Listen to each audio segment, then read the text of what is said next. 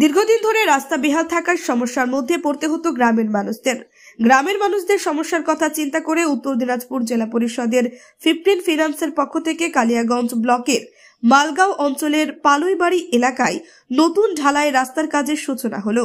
এদিন একটি ছোট্ট অনুষ্ঠানের মধ্যে দিয়ে ফিতা কেটে রাস্তার কাজের সূচনা করেন জেলা পরিষদের নারী ও শিশু কর্মাধ্যক্ষ লতা সরকার। এছাড়াও উপস্থিত ছিলেন জেলা পরিষদের পূর্ত কর্মাধ্যক্ষ নিতাই বৈশ্য, পঞ্চায়েত সমিতির সভাপতি হিরণময় সরকার সহ বিশিষ্ট জনেরা।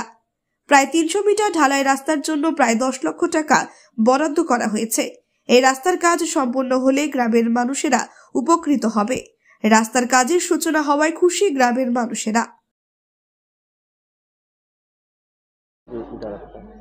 আজকে মালগা পঞ্চায়েতের এটা পালুইবাড়ি সংসদে একটা রাস্তা আমাদের জেলা পরিষদের 15 ফিনান্স থেকে এটা হচ্ছে প্রায় 10 লক্ষ টাকা ব্যয়ে প্রায় 300 মিটার রাস্তা, নতুন ঢালাই রাস্তা হবে।